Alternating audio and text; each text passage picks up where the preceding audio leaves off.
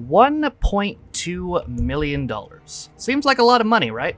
But what if $1.2 million is all you were given to make a full-length feature film? Not just any full-length feature film, but a full-length feature film that would end up turning into a franchise spanning 9 films, and a full-length feature film that would become one of the most classic horror movies of all time. Seems kind of impossible, right? Well, apparently not, because that's exactly what Lee Wan-woo and James Wan did. They took $1.2 million and turned it into $104 million with the movie Saw. Now, you can say whatever you want about the rest of the Saw franchise. You can say it got stale, you can say it was too overused, whatever. But you cannot deny what this movie brought to the table. And despite the low budget, despite the writer casting himself, despite it being his first ever acting performance as the lead role, and despite the director making his directorial debut, they were able to come out with something pretty damn good with this movie. And again, this movie made $104 million, and at the time in 2004, a horror movie making over $100 million was a really big deal. It had been the most profitable horror movie since Scream, which came out 8 years earlier in 1996. And in the last review I did of Iron Man 3, I talked about how that movie had a horrible plot twist. Well, this is its stark opposite, as this movie had one of my most iconic plot twists, not just in horror movie history, but in movie history. This movie tells the tale of 2 men, Adam and Lawrence, who are trapped in a bathroom, having no idea how they got there. They then have to work together and make their way through a series of clues, while the mysterious Jigsaw Killer pulls the strings from behind. But who the hell is the Jigsaw Killer? How did Adam and Lawrence get trapped there? And how the hell are they going to find their way out?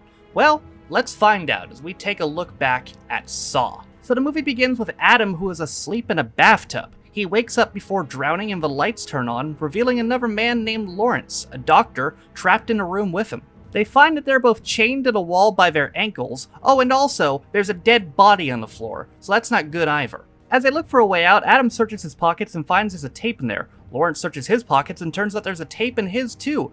Then they look at the dead guy, and oh, guess what? He's got a tape recorder. How convenient. Adam's able to retrieve the tape recorder and plays his tape, where a mysterious man tells him simply to escape and survive. Lawrence's tape is a little more dire though, as the mysterious man tells him to kill Adam by 6 o'clock or Lawrence's wife and daughter will die. Listening to the end of the tape again though, Lawrence finds a clue. Follow your heart. Oh no, do they need to cut themselves open and reach into their own hearts? No, actually there's just a heart on the toilet, it's not that deep. Adam reaches into the back of the toilet and finds a bag which contains 2 hacksaws. They try to saw for the chains to no avail, and Lawrence devises that they're not meant to saw for the chains, but rather their own feet. Lawrence also then comes to the realization that he knows who kidnapped them. It's the mysterious Jigsaw Killer. We then get some flashbacks of detectives David Tapp and Steven Sting investigating some of Jigsaw's previous murders. At one of the crime scenes they find something interesting, a doctor's penlight. Meanwhile, Dr. Lawrence is discussing the terminal brain cancer of a man named John Kramer with some of his medical students. He's confronted by the detectives though, who reveal the penlight belongs to Lawrence himself. Lawrence goes down to the station and luckily he has an alibi who is able to clear him of any wrongdoing.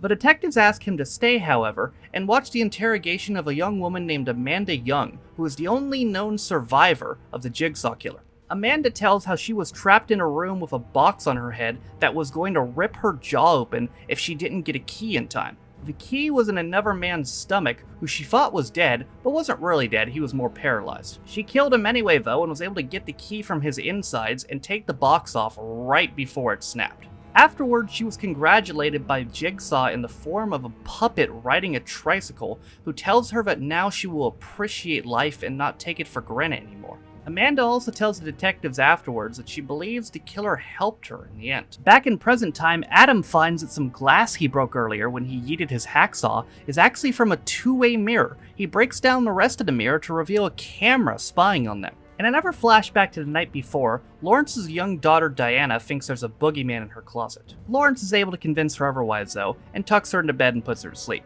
It's also revealed though that Lawrence and his wife Allison may or may not be having some marital problems. Lawrence throws Adam his wallet to show him a picture of his daughter, but Adam finds a different picture. A picture of his daughter and his wife both tied up. On the back of the picture, there's also a note that says, "X marks the spot. Sometimes see more with your eyes shut." Adam tells Lawrence that one of his pictures is missing, but he conceals the picture of them tied up from him. It's then revealed that shortly after Lawrence leaves, turns out there was a boogeyman in Diana's closet who ties them up and holds them at gunpoint. That man also happens to be the man who is watching Adam and Lawrence through the security camera.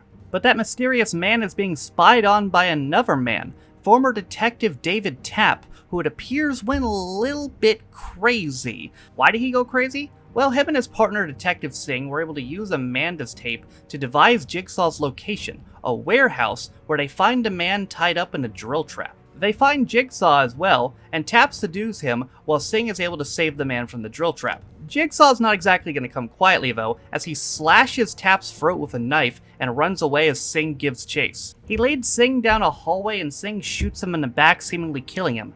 However, Singh runs into a shotgun trap of his own, which definitely kills him. And thus, a combination of obsession and guilt has led Tapp to spying on Lawrence, as he thinks Lawrence is the true Jigsaw killer.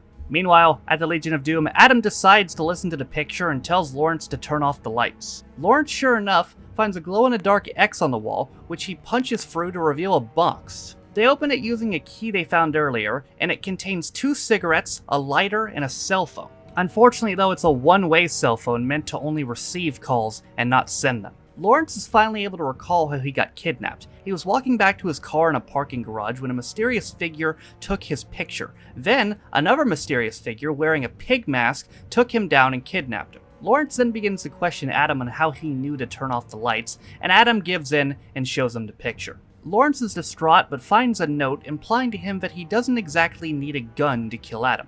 Lawrence turns out the lights so the man on the camera can't see, and they devise a plan to fake Adam's death using a cigarette dipped in the blood of the dead man on the floor. The man on the floor apparently died of poison overdose, so that obviously would kill Adam. Adam gives an attempt to fake his death, but he's then electrocuted by his ankle bracelet, which breaks up the ruse. The sudden shock also brings back to Adam exactly how he was kidnapped. He was at home developing photos in his red light room of a man who looks a lot like Lawrence, and then he too, after the lights went out, was abducted by a pig-masked figure. The cell phone rings and Lawrence receives a call from Diana and Allison. Allison, who's being held at gunpoint, tells Lawrence not to trust Adam or anything that he says. Lawrence demands to know who Adam really is, and Adam reveals that he is a photographer who was paid to take pictures of Lawrence over the last couple days. Turns out those pictures were also in the bag containing the hacksaws. Adam also reveals knowledge that Lawrence almost had an affair with one of his medical students, and that's where he followed him to the night he took his picture right before he was kidnapped. Lauren then asks Adam to describe the man who hired him to take the pictures, who Adam describes as a tall black guy with a scar on his neck. Lawrence then devises that this man must be Detective Tapp, who's been stalking him ever since his partner was killed. Lawrence has a mental breakdown, but Adam finds another photo on the ground, one that he did not take. The photo is of a man staring out the window at Lawrence's home. Lawrence recognizes this man as Zepp, an orderly at the hospital he works at. Uh-oh though, looks like they're out of time as the clock is just struck 6. Zepp then moves in to kill Allison and Diana, but decides to call Lawrence first to let him know that he failed. Luckily, Allison was able to break free though, and her and Zepp wrestle over the gun. This attracts the attention of Detective Tapp, who comes next door, breaks in the house, and confronts Zepp.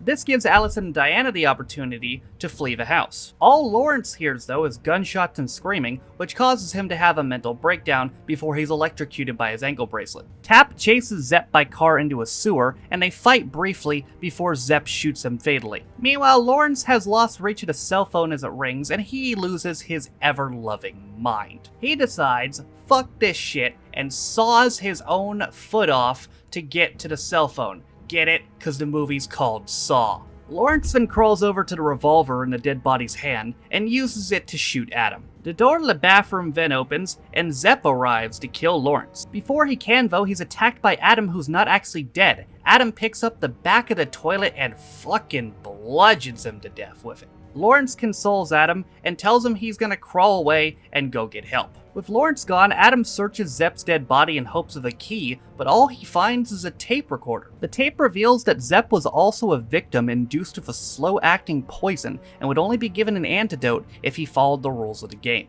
And here comes the incredible plot twist. As Adam is in shock, the seemingly dead body rises behind him and is revealed to be John Kramer, the brain cancer patient from earlier, who is the real Jigsaw killer. John tells Adam that the key to his chain was in the bathtub and that it went down the drain at the beginning of the movie when he got out of there.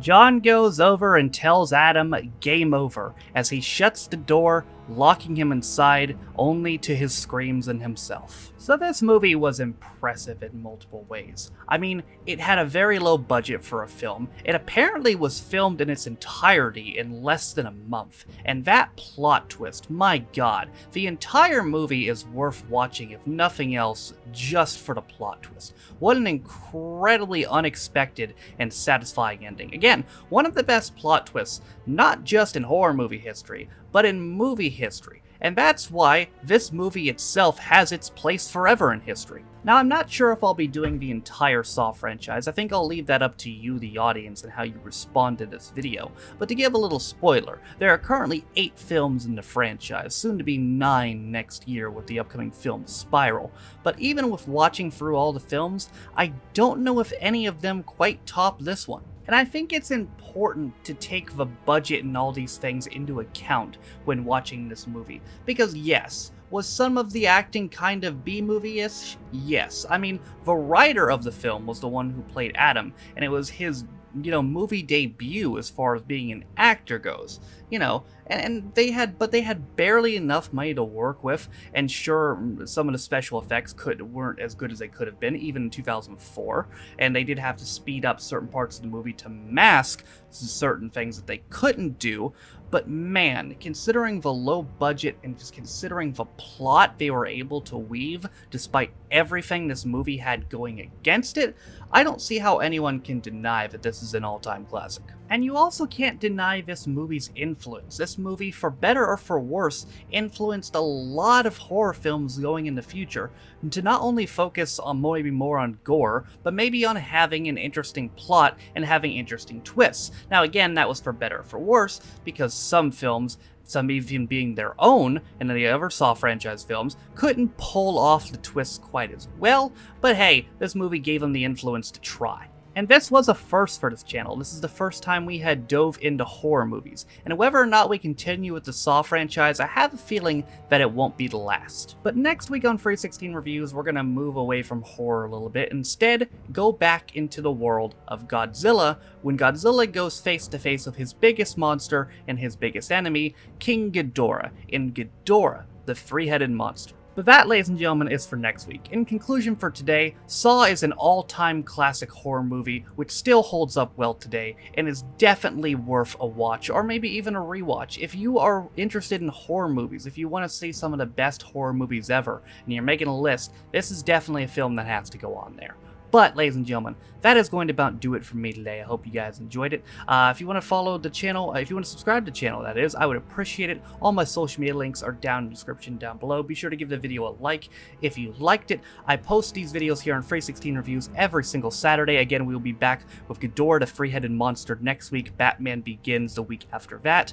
Right now we have a couple active series. We're going with the MCU, going to the Godzilla franchise, we're going to do the Dark Knight trilogy, may even do the Saw series as well, I don't know, we'll see.